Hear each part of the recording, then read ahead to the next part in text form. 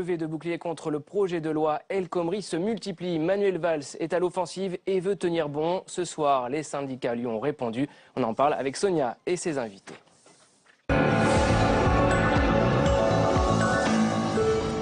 On ira jusqu'au bout, a affirmé ce matin Manuel Valls, le Premier ministre droit dans ses bottes, alors que la contestation grandit à gauche et sur le front syndical. D'ailleurs, les syndicats ont demandé ce soir le retrait du plafonnement des indemnités prud'homales. Le risque de fracturer encore plus son camp, déjà fragilisé et réel pour le gouvernement. Le débat et l'analyse avec nos invités. Mais d'abord, on va justement écouter le Premier ministre ce matin sur RTL. Il faut à la fois convaincre les parlementaires, continuer la discussion avec les partenaires sociaux, parce qu'il y a une autre discussion qui est parallèle à ce texte, qui est dans la main des partenaires sociaux, celle qui concerne l'assurance chômage, avec des points de rencontre, peut-être avec le texte dont nous débattons, et puis il faut convaincre une majorité. Donc nous voulons, en levant les freins à l'embauche, en réformant le barème des indemnités prud'homales et en clarifiant la définition du licenciement économique, tout cela encadré bien sûr, et dans un dialogue avec les partenaires sociaux, permettre à ces entrepreneurs, comme Laurent, d'aller plus loin, de pouvoir embaucher, d'avoir confiance et de plus avoir peur d'embaucher. Vous lui dites, allez-y, Laurent, embauchez. Laurent, j'irai jusqu'au bout.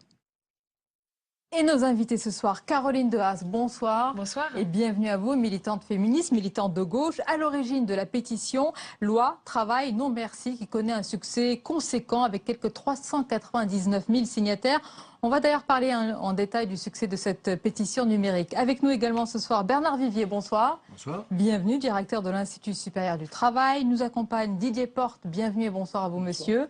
Secrétaire confédéral du syndicat Force ouvrière. Et Irène Inchospé, bonsoir. Bonsoir. Bienvenue, journaliste à l'opinion, co-auteur du livre C'est pas ma faute, aux éditions du CERF. On en parlera parce que c'est un appel à la responsabilité de chacun d'entre nous dans la société et il rejoint notre thème ce soir. Alors, mesdames, messieurs, Manuel Valls a donc défendu ce matin, on vient de l'écouter, Caroline Dehaas, la réforme sur le droit du travail. Il a tenté d'en faire la pédagogie tout en se voulant rassurant. Il vous a dit, eh bien, le texte pourrait être discuté, amendé. Il n'a pas dit adouci, mais peut-être. Est-ce que ça est de nature déjà, peut-être à vous rassurer ? Manifestement, si le texte va bouger, c'est une bonne nouvelle, parce qu'on voit que dans la société, que ce soit du côté des syndicats ou du côté de la société civile, il y a quand même un bouclier, enfin voilà, un ras-le-bol qui s'est exprimé assez fort, même au-delà de la société civile, parce que vous voyez que même dans les députés de la majorité, il y en a quand même une grande majorité qui s'exprime contre ce projet de loi. Donc il y a manifestement un problème avec ce projet de loi. Moi, en lisant le post Facebook de Manuel Valls l'autre soir qu'il a posté sur le réseau social, j'ai pas eu le sentiment qu'il faisait marche arrière. J'ai plutôt eu le sentiment qu'il disait on continue tout droit. On présente une loi sur le dialogue social, mais on ne va pas vraiment dialoguer. Et donc là, on a quand même un problème. Mais quelque chose d'étonnant, Bernard Vivier, donnez-nous votre avis, c'est que on n'a pas attendu que ce texte soit présenté. On n'a pas attendu qu'il soit débattu. On en parle déjà, il y a déjà une fronde qui grandit. Est-ce que, par exemple, vous avez lu les 130 pages de ce texte et les 50 articles qui y sont accolés ? Alors, on ne peut pas avoir tout lu puisque tout n'est pas bouclé. Il est vrai. Que ce n'est pas encore passé au Conseil des ministres et qu'il va falloir attendre début avril pour que ça passe au Parlement. Donc nous sommes aujourd'hui dans une phase de maturation d'une réflexion.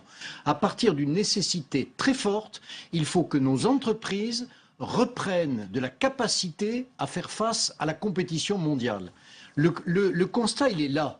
Et nous avons besoin de donner plus de souplesse, de flexibilité, ce ne sont pas des gros mots, aux entreprises, dans le même temps que l'on doit donner aux salariés plus de sécurité sur leur parcours professionnel.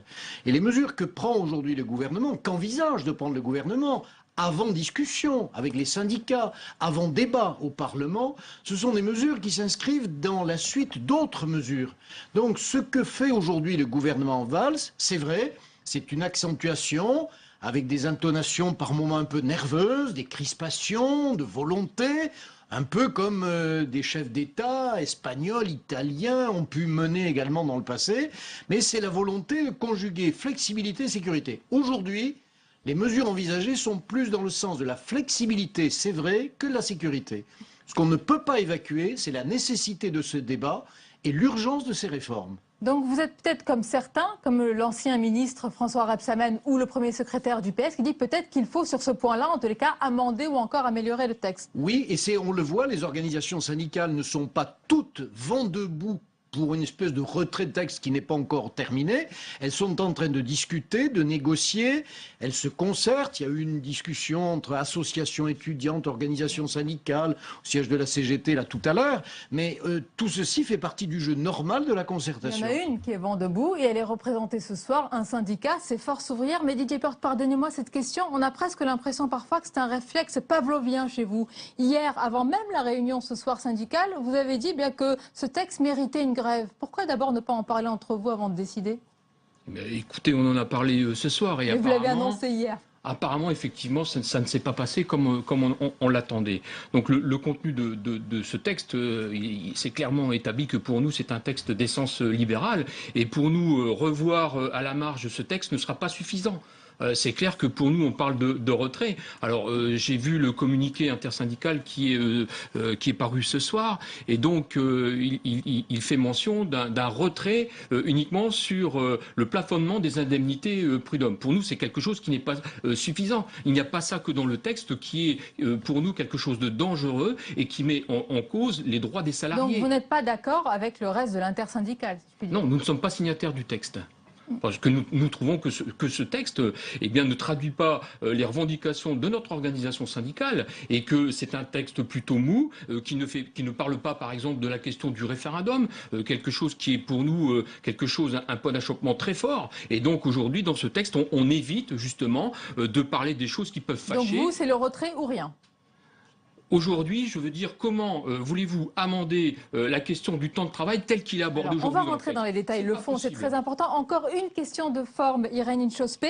Est-ce que vous croyez est-ce que vous avez l'impression que le gouvernement a péché par impréparation? Est-ce que le fait de dire aujourd'hui, de laisser dire par ses détracteurs que le texte a été inspiré par le MEDEF suffit à cette levée de bouclier? Mais c'est pire que de l'impréparation. C'est un manque de méthode flagrant. Mais on se demande finalement ce que les gens apprennent à l'ENA quand même. Parce que franchement, il y a un rapport de l'OCDE très bien documenté qui est sorti en 2012. Il fait 560 pages sur les réformes réussies et comment les gens s'y sont pris. Alors rapidement, il y a 4 conditions. C'est que d'abord, il vaut mieux avoir un mandat électoral pour réformer. C'est-à-dire, il faut avoir fait campagne. Quand vous avez fait campagne, il faut avoir parlé de la réforme. Il a fait campagne sur mon ennemi, c'est la finance, et pas sur je vais réformer le code du travail. Deuxièmement, il faut communiquer très bien avant sur les coûts de la réforme et les coûts de la non-réforme. Ils ne l'ont pas fait. Ensuite, il faut s'appuyer sur des études robustes, des analyses détaillées. Donc une réforme structurelle, ça prend du temps. Et quatrième condition que souligne l'OCDE, c'est mieux si la majorité dont est issu votre gouvernement est d'accord avec la politique conduite. Ce n'est pas le cas. Donc sur la méthode, ils ont tout faux. Je rajoute en plus que l'article 30 bis sur les licenciements, je crois que dans la première mouture, les syndicats, l'article ne figurait pas. Il a été rajouté au dernier moment. Donc moi, je pense que franchement, il y a un tel... je ne critique pas forcément sur le fond, mais il y a un tel péché, il y a un tel manque de méthode que forcément, ça va capoter et ça va faire comme la loi Macron. In fine, vous aurez des bus qui roulent, des magasins qui ouvrent le dimanche. Avec tout le ramdam qu'il y a eu sur la loi Macron, il n'y a rien. Donc je pense que cette loi, il n'y aura rien. Mais est-ce qu'elle n'est pas basée sur un constat, Caroline De Haas, et ce qu'a dit Manuel Valls? Et peut-être que vous serez d'accord avec lui. Il y a deux gauches totalement irréconciliables. Peut-être une partie celle que vous représentez, pas une partie de la gauche, et puis la sienne. Alors la sienne, il l'a décrit comme réaliste, pragmatique, et la vôtre comme archaïque. Oui, ou alors il y a une gauche qui veut transformer le pays et essayer de rajouter des droits aux salariés ou protéger les droits des salariés. Et puis il y a la droite. En tout cas, la façon dont moi je lis le monde tel qu'il est aujourd'hui, c'est ça. Quand vous avez un gouvernement qui propose la déchéance de nationalité, qui fait 40 milliards de cadeaux aux entreprises à travers le CICE ou le pacte de responsabilité sans aucune contrepartie sur la création d'emplois, ou qui fait une loi du travail, mais que même Nicolas Sarkozy n'aurait jamais osé proposer. Jamais. Bon, c'est plus la gauche. Bon. Donc ça, pour moi, c'est un débat que Manuel Valls essaie de mettre sur la table pour essayer de faire croire qu'il est encore de gauche. Mais très sincèrement, il y a plus grand monde qui le croit.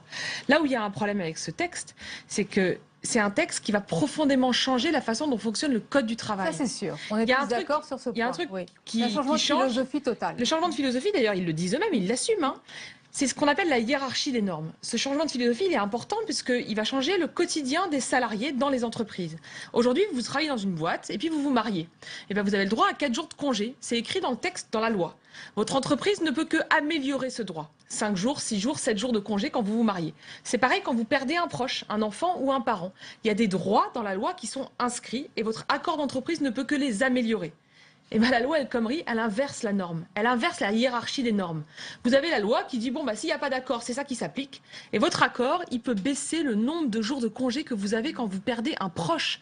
Enfin, c'est pas des êtres humains qui ont écrit ce texte de loi, c'est soit des robots, soit, enfin, je sais pas, des gens qui ont quelque chose de bizarre à la place du cerveau. C'est pas possible. Des gens qui ont réfléchi sur un point, Bernard Vivier, est-ce que vous êtes d'accord? C'est ce qu'a dit Manuel Valls aujourd'hui. Il parle d'une confrontation stérile entre les entrepreneurs et les salariés. Il dit qu'il faut que ça cesse. Est-ce que vraiment cet état d'esprit est réel dans les entreprises? Il y a une véritable confrontation aujourd'hui? Non, de moins en moins. Vous savez, la lutte des classes, c'est aujourd'hui en voie de disparition. Et fort heureusement. Parce qu'il y a un autre combat à mener, c'est le combat de la compétition de notre pays et de notre région, Europe, face à une mondialisation sans foi ni loi. Pieds, la Mais sans flexibilité foi ni loi. et la sécurité. C'est-à-dire que si nous n'arrivons pas à nous moderniser, eh bien nous serons confrontés directement sur un marché du travail mondial à des pays qui sont émergents, qui ont besoin de mûrir, qui ont besoin et qui le font, mais qui ont un différentiel de coût du travail considérable. Et donc si nous ne nous modernisons pas, nous allons effectivement être submergés par le bas, effectivement. Donc dans les entreprises, des accords sont signés, des accords de sécurisation de l'emploi, ça remonte déjà à 2013, c'est pas El Khomri, Myriam El Khomri ou Manuel Valls, et qui disent, voilà, en cas de difficulté d'entreprise, les salariés acceptent, et c'est pas rien, d'augmenter le temps passé au travail, de réduire les rémunérations, en contrepartie d'un maintien de l'emploi, et au bout d'un certain temps, 2 ans, de dire ça y est, une fois que l'entreprise, et les exemples sont nombreux d'entreprises, une fois que l'entreprise revient à meilleure fortune, eh bien les salariés en espérant qu'elle revienne à meilleure fortune. Exactement, retrouvent capital et intérêt. Oui, mais sinon c'est la fermeture globale. Le bel exemple, c'est Goodyear. Irène Inchospé, Bernard Vivier, il dit il n'y a pas véritablement de confrontation entre salariés et entreprises. S'il n'y a pas cette confrontation, pourquoi est-ce qu'on n'arrive pas à faire marcher cette réforme sur ses 2 pieds, la sécurité pour les salariés et la flexibilité pour les entrepreneurs? Mais pas, comme je vous disais, pas parce qu'elle a été extrêmement mal préparée. C'est l'une des réformes les plus importantes du quinquennat? Non, mais excusez-moi d'insister sur le fait que le projet de loi, à mon avis, va être soigneusement détricoté au Parlement. Là, on parle sur des choses qui sont en discussion. Il y a une mobilisation de la société civile. Moi, je pense que ça va être détricoté. Donc, je suis pas aussi. Et je pense que ce qui est de gauche, vous disiez est-ce que c'est de gauche ou pas? Ce qui est de gauche, c'est toujours de faire peser sur le secteur privé une espèce de chantage en disant alors on vous simplifie la vie et tout ça, et vous avez intérêt à embaucher. Et c'est grâce à ça qu'on restaure la compétitivité. Mais enfin, je rappelle quand même qu'il y a 52 millions de Français de plus de 18 ans. Il y en a 22 millions dans le secteur privé et il y en a 30 millions dans le secteur public, qu'il s'agisse des fonctionnaires, des chômeurs, des bénéficiaires de prestataires sociaux. Je critique pas, je veux dire que à cette partie de la population correspond 57% des dépenses publiques qui sont payées par les impôts. Pas, mais vous pointez du doigt un peu quand oui, même, je pointe du doigt. Et les charges sociales, donc il faut aussi arrêter et on touche jamais au code de la fonction publique. On s'acharne sur le privé et si le privé ne joue pas le jeu, on dira, François Hollande dira, regardez, j'ai fait des cadeaux aux entreprises, ce qui n'est pas tout à fait vrai, et ils n'embauchent pas, c'est de leur faute. Mais non, il y a tout le reste, il y a les dépenses publiques, Moi, je suis chef d'entreprise. Voilà. J'ai fait un calcul très simple quand j'ai décidé d'embaucher. Aujourd'hui, on est 4 salariés. J'ai créé ma boîte il y a 2 ans. C'est assez simple, parce que j'entendais beaucoup parler de charges, vous savez, un peu comme si j'avais un poids sur les épaules toute la journée. Non mais arrêtez, on appelle ça des cotisations sociales. J'ai fait un calcul pour savoir si vraiment c'était des charges. Ben non, pas peu importe. Parce que charge, ça pèse lourd. Cotisation, à quoi ça sert? J'ai fait le calcul très simple. Les cotisations, elles permettent par exemple que les salariés qui travaillent chez moi, s'il y en a qui partent en congé maternité, ce soit pris en charge. Quand elles accouchent, elles n'aient pas 1 euro à débourser. Les cotisations que je paye, elles permettent que si jamais elles sont au chômage, elles soient protégées. Que si elles sont malades, elles sont prises en charge. Sûr. Ouais, et ben donc je fais le calcul. Ça, c'est le verre à moitié plein, vous avez raison de le rappeler. Mais non, c'est pas à moitié plein, c'est tout bénef. Non, je fais le calcul.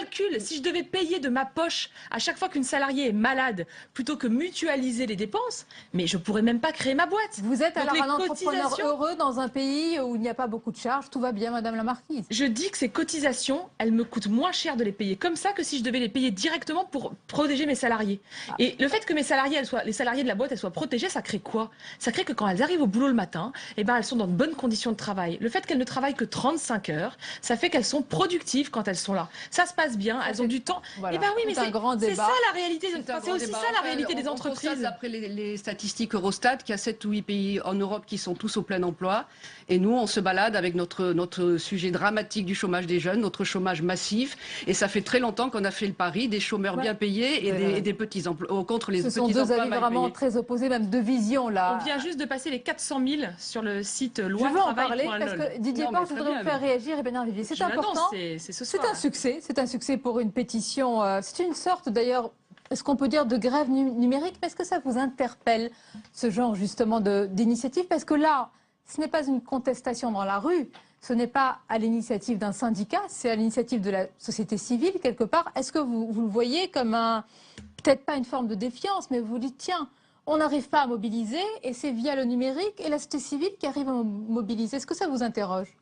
Bien sûr, mais je crois que ça ne s'oppose pas. La pétition sur le net est sans doute une nouvelle forme de communication.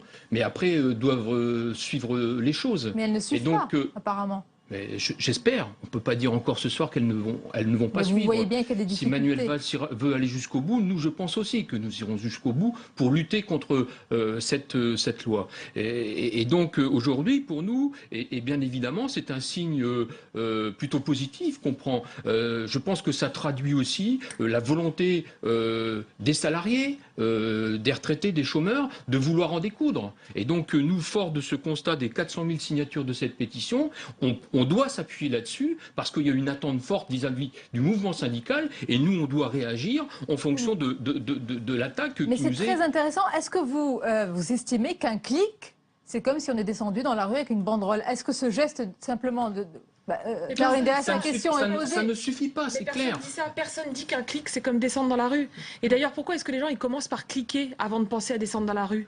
Parce que les gens, quand ils descendent dans la rue, ils doivent prendre du temps sur leur temps de travail. Mais attendez, moi, je suis désolée, c'était il n'y a pas si longtemps que ça. J'étais militante syndicale étudiante, on a fait le contrat première embauche. On nous disait, mais les jeunes, ils sont désespérés, ils croient plus à rien, ils veulent plus s'engager. On s'est retrouvés à 3 millions dans les rues. Enfin, je veux dire, évidemment que les Françaises et les Français... Il y a combien d'années? Pardon? Il y a combien de temps? Il y a 10 ans, c'est pas oui, il y a 10 ans. Sur l'histoire des mouvements sociaux, c'est pas si ancien que ça. Et à l'époque, on nous disait déjà que tout le monde était désespéré. 400 000 personnes en 5 jours qui prennent le temps de lire une pétition, Alors, de se renseigner, ça, c'est très intéressant. qui s'engagent. Quel est votre avis, c'est déjà énorme. L'avis, je le répète, c'est que nous avons besoin dans la compétition mondiale de donner et de la sécurité aux salariés et de la souplesse et de la capacité d'adaptation aux entreprises. Il n'y a pas de sécurité dans ce texte. L'émotion émotive que vous avez lancée, madame, je suis prêt à la signer. Non mais si, c'est une manifestation d'émotion. Simplement, elle a deux défauts. Elle est en train de dire tout ce qui est écrit là, c'est madame El Khomri qui l'a fait, ce n'est pas vrai.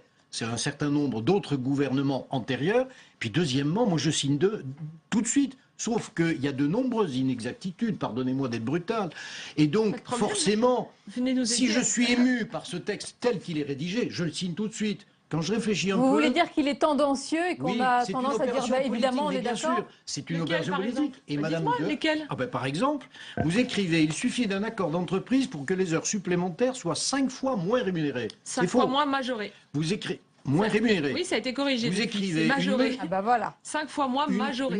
Une mesure peut être imposée par référendum contre l'avis de 70% des syndicats. Ce que vous faites, c'est une sorte de référendum. On a imposé par... Ce que vous faites, donc là, vous comparez une pétition sur Internet avec un référendum dans une entreprise. Oui, et le référendum... Vous savez bien que sur Internet, il n'y a pas les rapports qu'il peut y avoir entre les patrons et les salariés, par exemple. Vous vous rendez bien compte qu'un référendum dans la société ne peut pas se comparer avec un référendum dans un espace d'entreprise. Vous avez raison, dans lequel le rapport avec les... Oui. Vous avez raison, je me rends compte que ce document-là travaille une émotion qui est réelle. Parce que le monde du travail... aujourd'hui est très inquiet de l'insécurité dans laquelle il se trouve. La question qu'on pose, c'est un geste qui est rapide de cliquer, qui est beaucoup qui engage moins qu'une personne qui va aller dans la rue, qui va s'investir. C'est la question de cette nouvelle pétition numérique. Vous vous rendez compte à quel point c'est méprisant d'expliquer que les salariés ils réagissent juste par l'émotion? Enfin, je veux dire, les salariés, ils ont, comme vous, comme moi, on a tous un cerveau. On est capable de lire les articles d'analyse du projet de loi. Voire, comme c'est mon cas, de lire les 130 pages du projet de loi pour aller regarder ce qu'il y avait dedans. On est capable de faire ça. Et on est capable de comprendre, par exemple, qu'en effet, la loi va permettre aux entreprises de ne plus majorer les heures supplémentaires. Relisez la dernière version du document. Moi, j'ai lu les 130 pages. Les 400 000 personnes qui ont signé ce projet, ce texte, n'ont pas lu les 130 pages. Et alors vous le savez mais très les bien. gens qui descendaient Non. dans la Et rue alors non plus, ne Et les- lisaient pas les... Mais bien sûr. Et donc Non, vous avez et un quand- avis sur l'ensemble Non, de... madame, mais D'accord. quand vous Donc, écrivez on est d'accord qu'on des peut se choses qui renseigner ne sont- grâce aux médias notamment. Pardonnez-moi, madame. Là mais vous êtes quand en train de dire que les écrivez- médias ne servent à rien, c'est quand même Ah oui, un ça, problème. ça, c'est Je très n'ai vexant. rien dit. Quand vous dites des choses qui ne sont pas exactes, on peut interroger Didier Porte, Eh ben, vous savez syndicaliste. quoi, on les corrige. Parce qu'on est Eh des bien, citoyens et alors, des citoyens madame, éclairés. vous avez pratiquement Eh ben- 90% de votre texte Non, qu'il faut là, corriger. Là, vous Non. mentez. Alors, on va Vous mentez. pas faire tout Effectivement, le débat il y sur a la quelques pétition. inexactitudes Merci, Didier juridiques, Porte. c'est clair. Mais je veux dire que cette initiative doit être porteuse pour nous d'un mouvement futur. On doit tout de même s'appuyer Vous dessus. vous Et l'appropriez, on est prêt à quoi. donner un coup de main au rédacteur de cette pétition pour affiner l'analyse juridique. C'est clair, mais je pense Sur que laquelle on est d'accord, tout le monde galère. Hein. oui. Tellement Ah, c'est mais à ce... on a voulu Vous avez- il est oui. important de dire qu'on a voulu simplifier le droit, notamment pour les responsables des PME et TPE. Et aujourd'hui, On essayons de complexifie. décortiquer ce projet de loi. Je peux vous dire que les Attendons juristes de qu'il la arrive. Attendons mais qu'il arrive.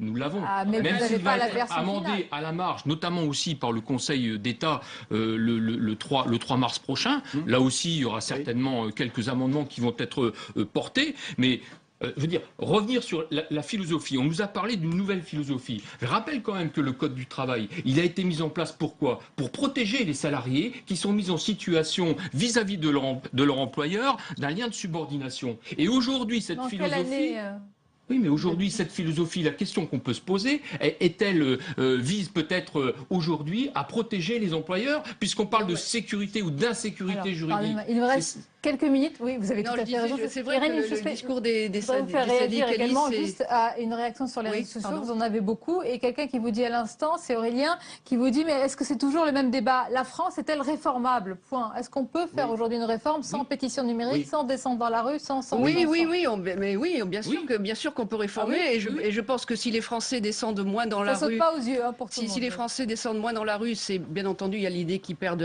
une journée de salaire, mais c'est parce que je pense que les Français sont aussi conscients qu'on a besoin de réformes. Simplement, comme je l'ai dit au début, il faut Vous de êtes la... d'accord sur ce point? Oui, Ça Nous n'étions dépend pas dans quel opposés. sens. il faut, Dans mais quel il faut sens de la elle est- pédagogie, comment elle est il faut de la pédagogie, c'est tout. Il faut expliquer les choses et bien Non, les moi, je expliquer suis et pas d'accord s'attaquer avec à ça. tous les Moi, je suis pas problèmes, d'accord y avec ça. compris le code de Les la gens, ils fonction comprennent publique. très sincèrement, c'est exactement ce que Manuel Valls dit. On va faire preuve de pédagogie.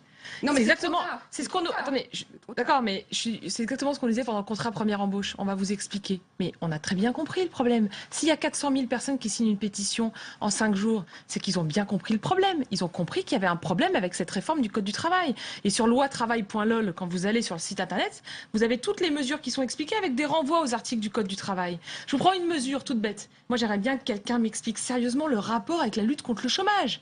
Les apprentis mineurs de moins de 18 ans. Aujourd'hui, ils travaillent 8 heures par jour, 35 heures par semaine. Demain, grâce à Myriam El Khomri, ils travailleront 10 heures Alors, par ce jour sont et des- 40 on va heures pas par rentrer- semaine. On reste vraiment, mais ce Donc, sont des il y a un points à moment, c'est pas éclaircir. possible. Quoi. On finit sur... Ouais. Parce que j'aimerais vraiment vous entendre sur les réformes. C'est vrai, de la globalement, CGT. il n'y a La- aucune force étude ouvrière, qui puisse pardon. permettre de dire que c'est en déréglementant qu'on va créer de l'emploi. Ça, c'est Il y a quelque il y a chose... juste les exemples étrangers. Non. Ah bah écoutez, Oh, mais c'est Quels emplois en plus, l'Espagne, c'est la quels flexibilité. emplois Ah, mais Mesdames, c'est messieurs, le travail. Vous préférez Je les propose chômeurs bien payés qu'on se retrouve pour juger sur les aux chômeurs sur qui vos ont été- emplois. Allez leur À dire ça, bientôt. allez leur dire ça, madame. avec des Merci en tous les petits cas. salaires. Merci pour ce Au débat revoir. de analyse. Merci à vous. Bonne La suite soirée. de votre émission et une